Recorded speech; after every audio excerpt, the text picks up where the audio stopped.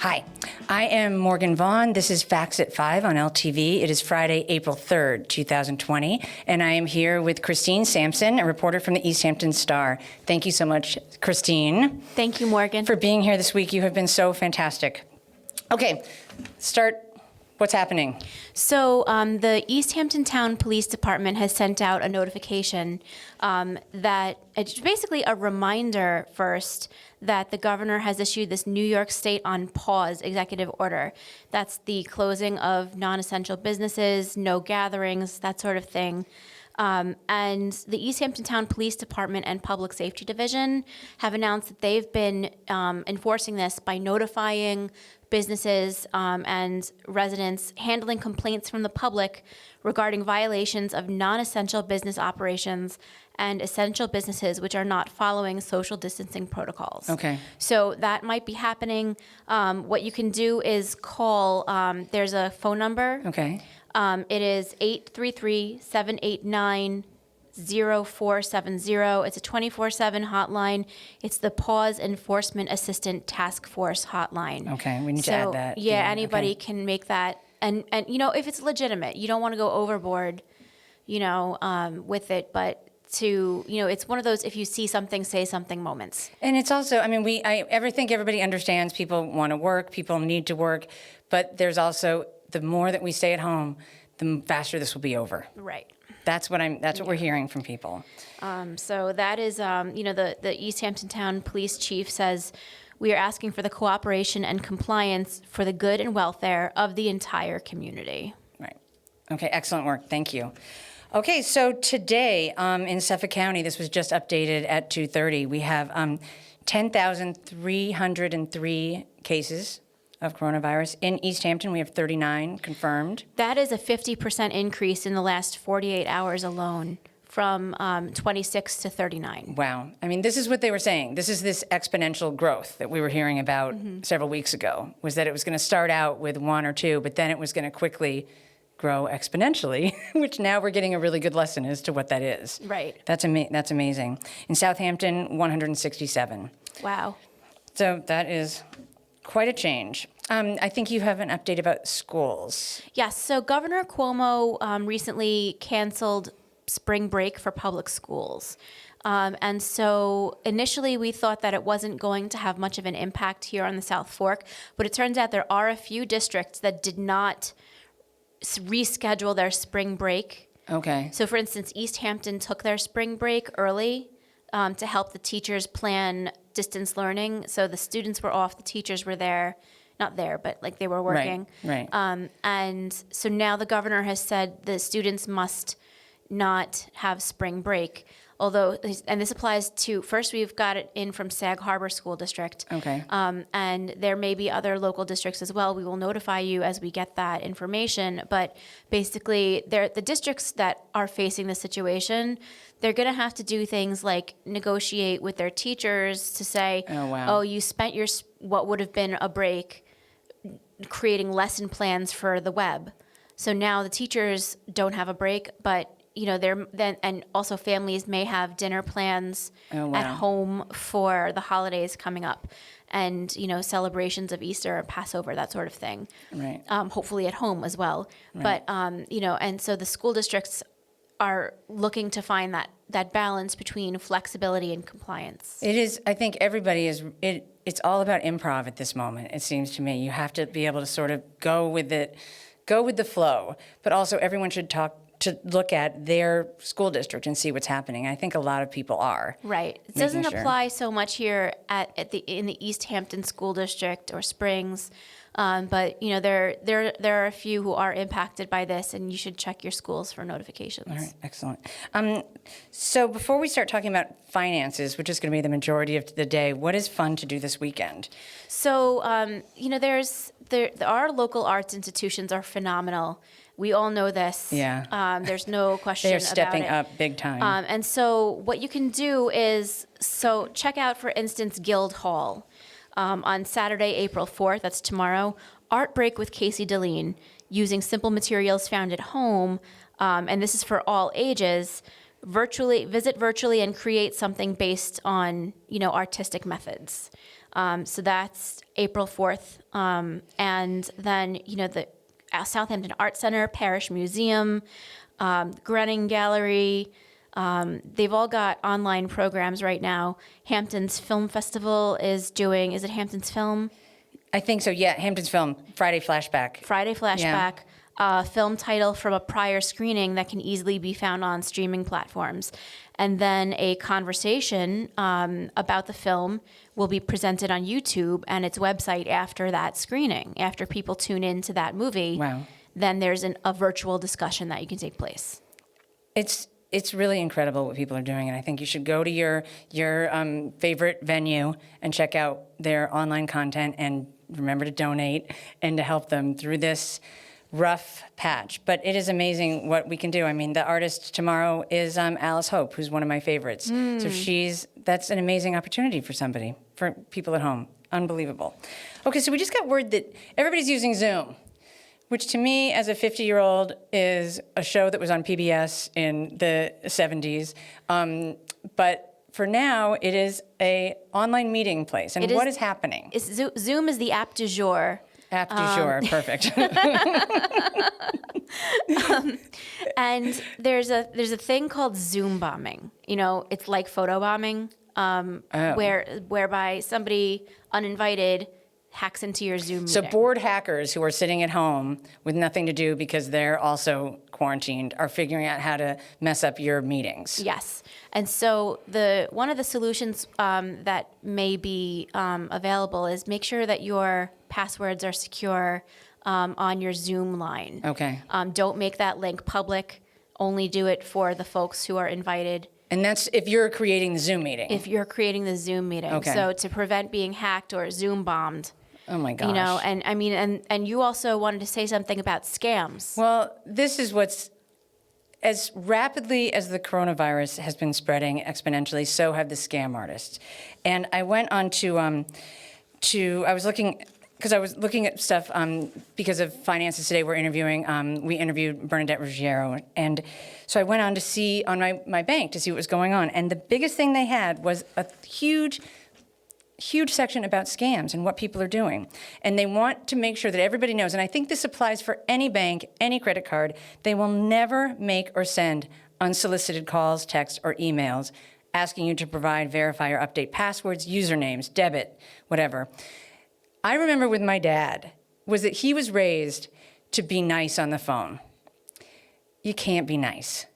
These people are calling day and night, my house still, because it was my dad's number, so they know it was an old man living there. So I'm getting all day long, and they are merciless. They're gonna say that there's a hot new remedy for COVID-19. Just press 0. They're gonna say there's in-demand hand sanitizers. Do you need, come and get it? Oh, we have a hot stock tip. I mean, they know, and they know that we're panicked. That people are panicking. It's like a predator-prey situation, so you really got to be on the lookout for that and be vigilant. Absolutely. I mean, people are selling bogus treatments and cures. People are going door to door. No, but none of this is sanctioned in the world. So just be super, super careful. And basically, the rule is if say your bank supposedly calls and says, there's been a hack. Hang up, get on a trusted line, open a new browser on your computer, preferably shut down your computer, open it up again, and open a new browser, and ask your real bank. Mm-hmm. It is, you don't want to make a bad situation worse by falling for one of these predators, and they are so sneaky. But in good news, there are good people out there. There's so many more good people than bad people. Yeah. I have to believe that. So the Long Island Community Foundation has created a COVID-19 Long Island Philanthropic Response Fund to help not-for-profits cope with disruptions in their funding streams. And that will be at licf.org. I'll have that at the end.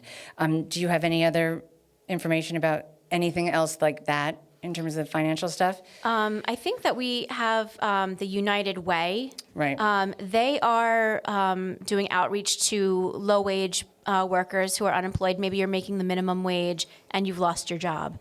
So through an emergency assistance fund titled United Together, the United Way, which is regional to Long Island, the web address is unitewayli.org. Excellent. We talk about this. I talked about this with Bernadette a little bit, but CARES, which is CARES Act, which is the act that was passed. Call if you have student loans, federal student loans. Call and find out if you can have the interest waived. Call your credit cards companies. See if they will waive the interest. You're going to eventually have to pay things, but you might be able to get that waived for the time being. There's also a bunch of information that I can post about Federal Families First, Coronavirus Response Acts. I mean, there are federal guidelines, and that's on my thing, people are trying to help all over the place. Another really great thing that Ellen Watson sent me was eastendfood.org, where you can shop online to support local food businesses. And this is fantastic. Oh, is it like a virtual farmer's market? It is exactly that. So you can, community members can now visit our virtual farmers market to order locally made goods, clear origins, safe pickup and delivery, and help sustain local businesses during this crisis. That sounds fantastic. That's unbelievable. Anything else that you can think of for today before we introduce Bernadette Ruggiero? No, I just want to make sure that everybody knows that one of the most important things we can do is be kind to each other right now. You might be cooped up in the house with a loved one. You might get on each other's nerves. And just be kind to each other, be kind to yourself, self-care, coping mechanisms, take up a hobby, learn to paint, do something like that, get some exercise. There are some great online videos that we covered yesterday. And take your paintings and send them to us. Oh, it's National Poetry Month. Write a poem. Write us a poem. Send us a poem. Enjoy some poetry. Absolutely. That is a great way to do it. There's also a mental health crisis line that I put on the crawl. It will also be at the end. And so we're going to introduce Bernadette Ruggiero, who is a great friend of mine and who is an excellent accountant and has great ideas. As I want to especially thank Chrissy Sampson from the East Hampton Star for being with me this week. She has been invaluable to LTV and to Facts at 5. And I want to thank the East Hampton Star for loaning her out. I really do appreciate that. As many of you might have noticed, Michael Clark is not here. He had a moderate medical emergency on Monday. He does not have coronavirus. He is home resting, and he's so much better that he said that he wanted me to say that he is going to be back, and he's clearly so much better, so we can now make fun of him.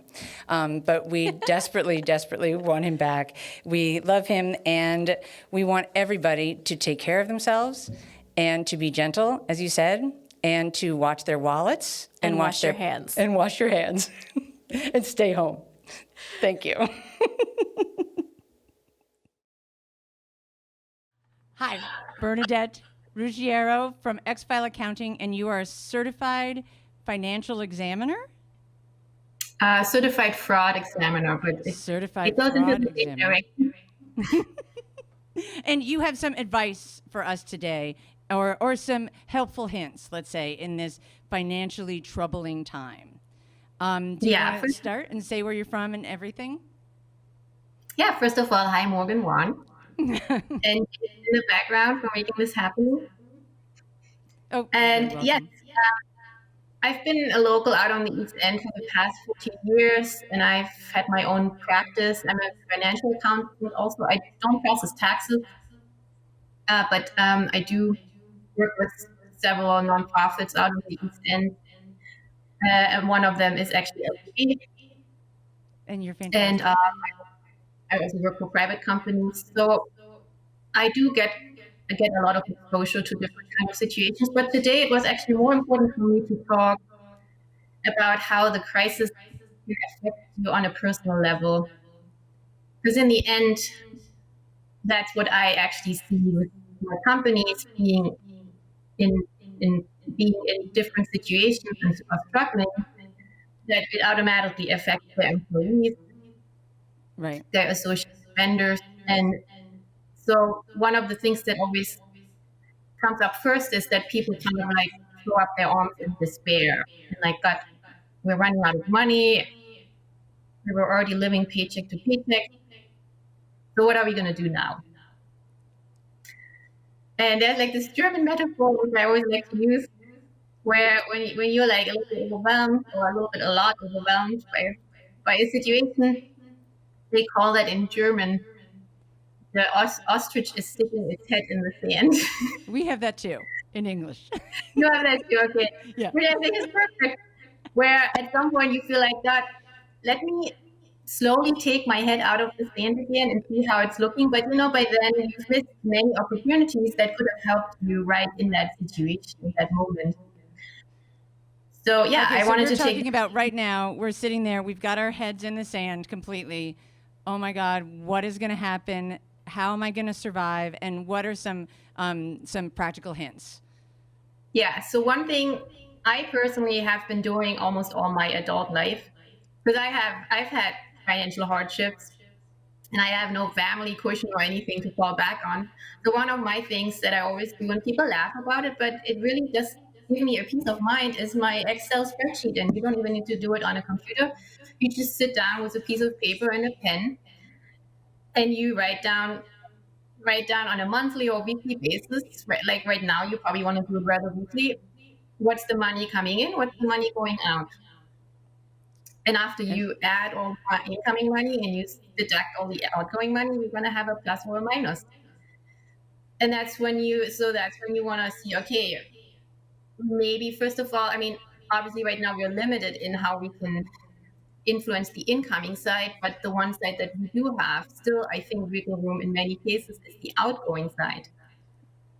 So one of the things I right away would recommend is for people to go online, print their last 3 bank statements and credit card statements, and then just really go over it with a highlighter and highlight anything where they feel like, okay, that's something I can probably forego for the near future. Make sure that you're putting certain subscriptions on hold or canceling them as of right now. Certain things we usually never think about.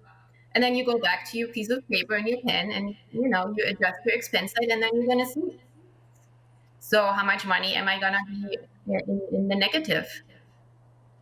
What about? So then, No, go ahead. I'm sorry.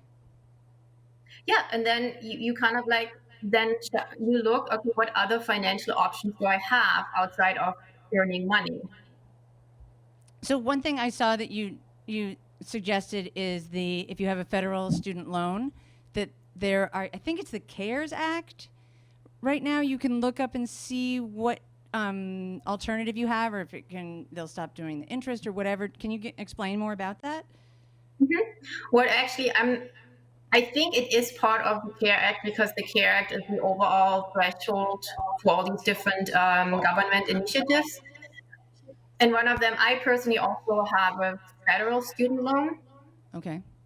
for my second degree here when I finished my accounting degree. And so I got the message that you have to be careful that I may apply for that.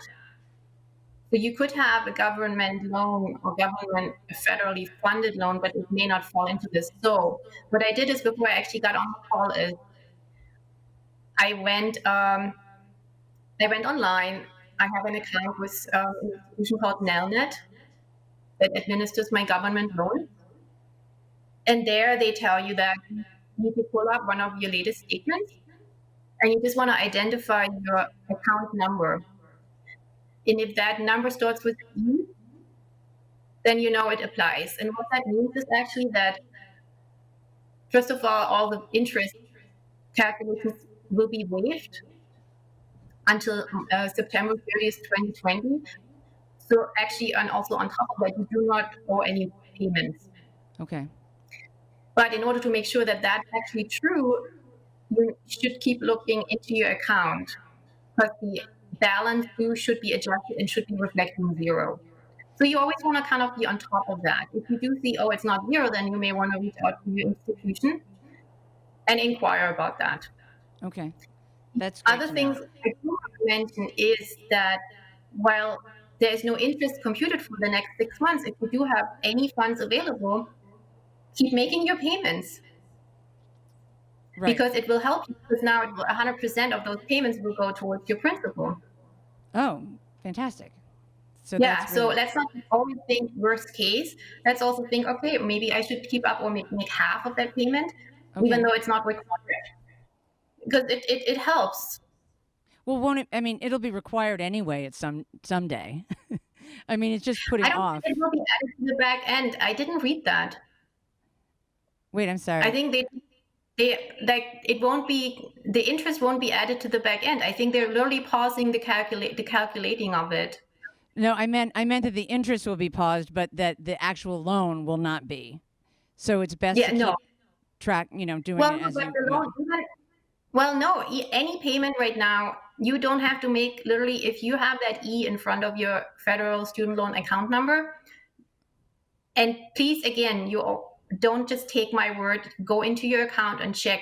But the way I understood it is that you do not owe any payments Okay. up through September 30th, 2020, which for some people, that means a lot. Oh, absolutely. Have you had any luck with any of your clients or you calling the credit card companies and saying, "Hey, can you lower my APR for the next little bit?" I mean, that's a Yeah, suggestion actually, you have. I mean, I did it myself because I thought instead of just talking about it, I might as well just try and report. So one of the important things, first of all, my credit card company is Capital One. So that's basically the example I'm going to be talking about right now. But one of the things is, first I was like, oh, I can't suggest people to call up their credit card companies to potentially look for any relief, like lowering their annual percentage rate or their minimum payments due, because the phone systems are overwhelmed. But then I was like, you know what? Let me just try it anyways. Okay. And it turned out my call was answered after the first ring. Oh, really? Yes, and I was so surprised because Capital One, I inquired with the customer service representative, and she explained to me that they have different departments, and the one that is now so overburdened is the dispute department. Oh, okay. So they are in a different area of customer service, and they don't have that kind of call volume. And she right away agreed to lower my annual percentage rate by 5%. Oh, fantastic. I took it, and then she also then she asked if I have any other questions. I said, yeah. Is there anything else that you have currently available for people that are in need? And she said, yes, we actually also offer another option where you can also lower that no minimum payment will be due on any of your credit card purchases. Oh, wow. So you can still use your credit card and that, but you have to set this up. You Okay. have to call the credit card company. This is not automatic. So you have to But call when your you credit card inquire- company. If I have Amex or I have Bank of America, I have to call my credit card company and I have to set this up right by myself. Yes. Okay. And whatever credit card company you plan on using, I have one card that I use all the time because I get like the most points there. Right. But yes, and then they go through like a little, their usual slurch. Yeah, I agree. Okay. And the good thing is that with the no minimum payment due, you do not have to make a payment, and that means you can still use the card. They won't be charging any penalties. Okay. I did not opt into this because the minimum payments usually are so low that I was like, okay, that's fine. But I mean, the APR is something, when you have a card with like 25%, it can highly affect you. The only thing that reduction did not apply for, and that's very important because I specifically inquired about that, is cash advances. Okay. Yeah. That's at the actual interest rate, and that is usually very high. So I would recommend for people, instead of using their credit card to get cash, to actually use the card to make their purchases in the store. Yeah. Okay. That is good. That is really good to know. What about our taxes? Because we can put them off until July 15th, but July 15th. And I mean, payment, whatever is due, but no penalty or interest will accrue until then. okay. which I still encourage in order to keep, your head above water as much as you can, to start making minimum payments. If you already know, if you already know what you're gonna owe, start putting yourself on an installment, Okay. because the moment July 15th kicks in, unless they come up with Care 2, What then about? you're gonna I'm have sorry. accruing interest and penalty the moment you file your taxes on July 15th and you Right. owe balance. What about? Can we call our banks about mortgages and what's going on with mortgages and things like that? Home equity loans, Also, etc. also here, I mean, here the unique opportunity right now is, or the unique situation is that almost everybody is involved. So the banks, the mortgage companies, credit companies, they are all prepared for people calling in and asking for relief. And instead of, that's the other thing, you also want to actually go to your site. So also set up as many things you have, like your credit cards, set everything up online. You can keep an eye like on card charges, and also on special offers. And the same mortgage companies, whoever you have your mortgage with, they have an online account, and all the time you should be able to see an offer there or call them up. Okay. Because right now people, they know you're not using. There's just no faking this. Right. That which This is brings me to my real. next point, which is the Mhm. scamming. I went on Yeah, my bank today, and there was a huge. Basically, all it talked about was scams, because yes, apparently the scammers are just taking total advantage of this situation, which is pretty easy to do because everybody's panicking. So, what is your exactly. advice to people? My advice is, because it affects me too. I mean, I get regular training through the Association of Certified Fraud Examiners, but I'm also a person that receives emails on a daily basis. I'm also someone who needs to function, and my advice to that is, be very wary. Do not, where anything comes unsolicited. And Okay. even though it looks legit and it shows the logo of a certain entity, but do not provide any information where you basically click on an email. I mean, that's pretty common sense, but right now, people probably are, through the panic mode, or less in protective mode. Right. Okay. We And don't have so, any hard. Oh, go ahead. yeah, no, go to the actual site where you have your account. That's why it's also important that you set up your account. And they're also warning that you should be very wary about the stock purchases currently. Like the SEC has already banned several companies, because if you still have some cash available, you might think, "Oh, how can I actually come out on top of this?" Oh, But okay. the SEC has continuously been banning certain companies for misleading information. And once, I mean, they have an option, from what I understood, to put them on a ban for 10 days. And you cannot sell your stock during that time. Oh, okay. I think once that makes around, it's kind of like the kiss of death for a stock, if the SEC is already waving the red flag. You know what, Bernadette? I didn't even see what time it was, but I think we have like time for one more thing. Do you have any like Yep. one overall piece of advice that you have for everybody? Well, it's just right now to stay alert,